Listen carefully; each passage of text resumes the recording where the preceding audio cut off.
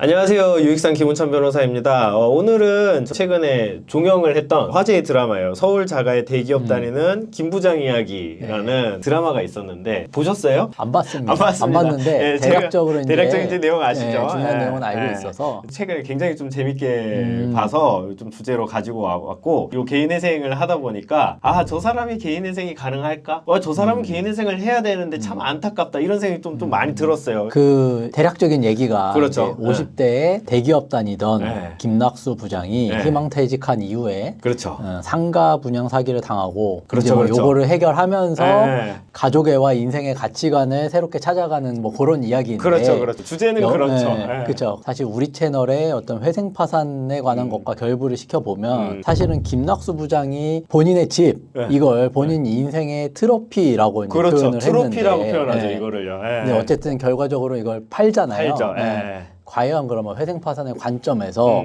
회생 파산 진행이 불가능했을까? 이 집은 반드시 팔아야만 했을까?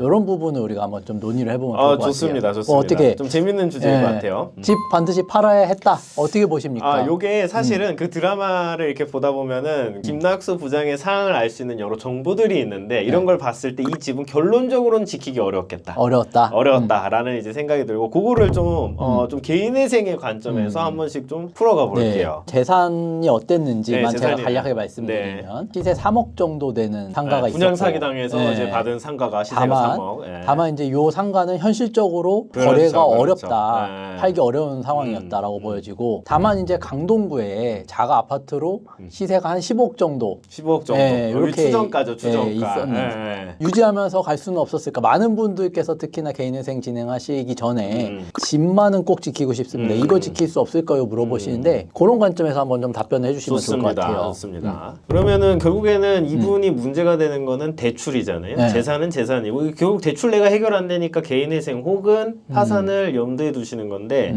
좀 대출 상황을 좀 한번 정리할 필요가 있을 것 같아요. 이분이 이제 대출을 보면은 상가 분양 사기 당하시면서 5억 5천 정도를 대출을 받아요. 그래서 3억 원짜리 이 상가를 5억 5천 대출 받고, 본인 이제 퇴직금이랑 이제 위로금 받은 거 5억 원 합쳐서 10억 5천에 이제 매입을 하게 되는 거거든요. 그러면은 이 5억 5천 대출이 있는데, 제가 봤을 때 드라마에 나오지는 않지만은 한 3억 정도는 상가가 저당으로 잡히지 않을까 싶어요. 한 2억 5천 정도는 신용이고 한 3억 정도는 담보성 채무다, 좀 이렇게 보이거든요. 네, 보통은 이제 분양 받으시면서 전액 다 본인의 그렇죠. 자금을 투입하시는 경우는 없고, 대부분 이제 중도금 대출 받으시니까 여기도 이제 그런 정도는 투입됐을 거다. 그렇죠. 최소 그 정도는 그럴 것 같고, 강동구에 있는 그 자가에도 담보대출이 일부 있는 것으로 보여요. 그래서 꾸준히 이제 대기업 생활을 하시면서 이제 김낙수 부장이 열심히 상환을 해오셨는데, 이제 극 중에 뭐 이런 내용이 나와요. 그냥 이거 빨리 해결하자. 그러니까 이제 제가 봤을 때는 한 2억에서 한 3억 정도는 남아있는 상태다, 이렇게 보이거든요. 그러면 이분이 이제 대출을 한번 정리를 해보면, 본인 강동구 집에 2억 정도의 한 뭐 주택 담보 대출이 하나 일단 있을 거고, 이제 상가에 3억 정도의 또 담보 대출이 있을 것 같고요. 그다음에 한 2억 5천 정도의 신용 대출이 있을 것 같아요. 좀 요 정도로 정리를 한번 해볼 수 있지 않을까. 개인회생을 하려면은 소득이 일단 또 있어야 되겠죠.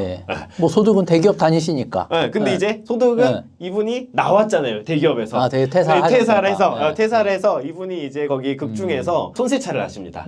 손세차를 해서 한 600 정도를 받아요. 둘이서 손세차를 하거든요, 친구랑. 그러면 인당 한 300 정도 소득이다. 그러면 이제 개인회생 검토할 수 있는 대략적인 재산 대출 소득은 픽스가 됐으니 한번 살펴보면 될 것 같다. 근데 말씀하신 거 얼핏 들어보면 일단 강동구의 자가 15억이고, 그렇죠. 거기에 대출이 2, 3억밖에 없다. 여기서부터 이미 그것만으로도 안 될 것 같은데, 제가 봤을 때. 그죠. 이미 이분은 사실은 지금 대출보다 재산이 많은 분이에요. 물론 이 과정에서 퇴직금도 날리고 힘들겠지만, 그럼에도 어쨌든 개인회생의 어떤 관점에서 보면은 이분은 지금 재산이 총 채무를 상환을 할 수 있는 그런 분이다. 일단 이렇게 평가를 할 수 있고, 만약에 그렇지 않다라고 한번 가정을 해볼게요. 강동구 자가가 뭐 가치가 훨씬 작다. 그럼 집을 과연 지킬 수 있겠느냐.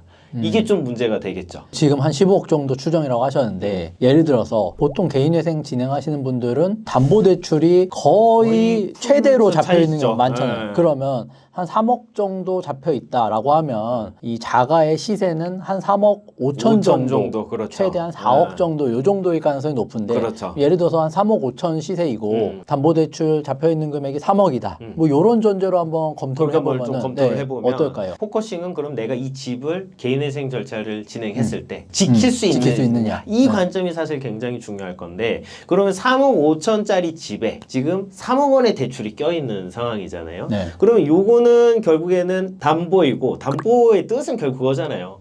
너가 돈 안 갚으면 난 담보물에서 가져갈 거야. 개인회생 일자를 진행을 하건 말건 경매 넘겨가지고 가져갈 거야가 있기 때문에 이건 실질적으로 개인회생을 진행하더라도 집을 지키기 위해서는 그 3억 원 주택담보대출이 껴있는 그 대출 채무는 별도로 갚으셔야겠죠. 근데 이제 갚을 원리금이랑 이자 변제할 능력이 지금 안 된다. 개인회생이랑 별개로 개인회생 그 변제금대로 되고 이걸 별도로 납부할 수 있는 분들이 사실 거의 없거든요. 그러면은 그런 상황에서는 경매가 실행될 수밖에 없게 되겠죠.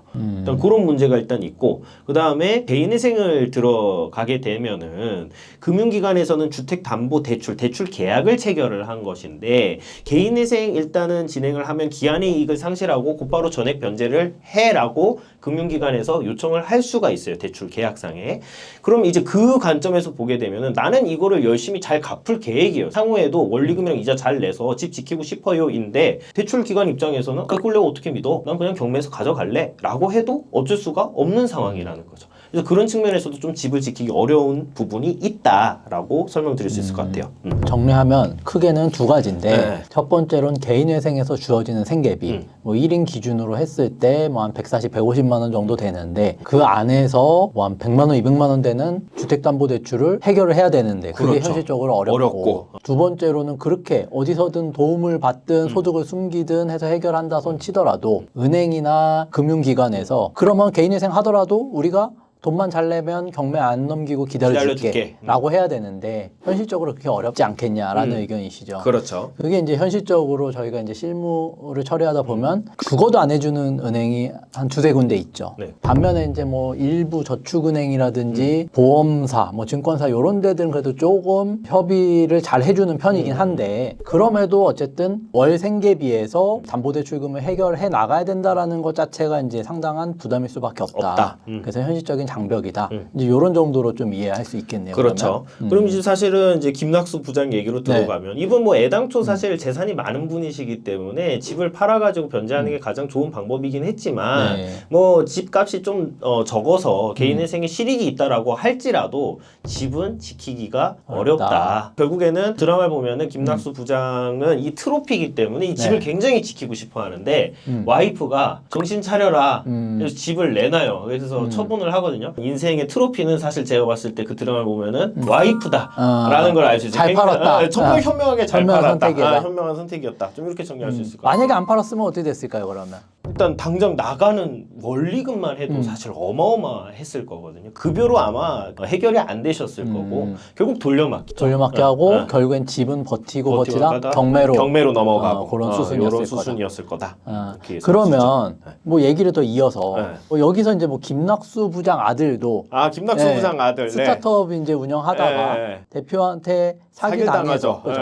3천만 원 정도 이제 채무를 부담하게 되는데 드라마에서는 이제 쇼핑몰 창업해서 해결하고 있는 과정을 이제 그리고 있단 말이죠. 그렇죠. 근데 이 경우 아들의 케이스는 어떻습니까? 개인회생 제가 봤을 땐 가능하지 않았을까 싶은데. 아들은 사실은 개인회생을 하면은 정말 좋은 케이스죠.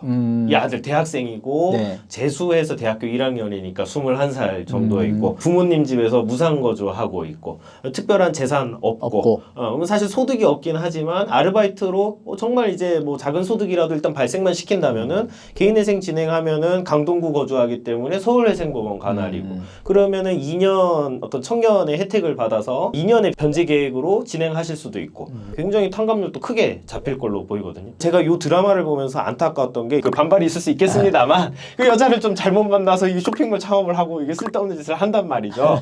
개인회생을 하고 학업에 집중을 해야 되는데 좀 안타까운 마음이 컸습니다. 정리하면 김낙수 부장은 어차피 개인회생 파산 불가능했는데 자가를 잘 팔았다. 현명한 선택이었다. 있었다. 예. 김낙수 부장의 아들은 오히려 개인회생의 대상이었는데 진행하지 않은 것 자체가 조금 안타깝다. 안타깝다. 예, 그렇게 그렇죠. 정리할 수 있겠네요. 그러니까 김낙수 부장의 그 어떤 와이프는 굉장히 현명했던 반면 이 아들의 그 여자친구는 굉장히 좀 독이 되었다. 좀 이렇게 정리를 할 수 있을 것 같아요.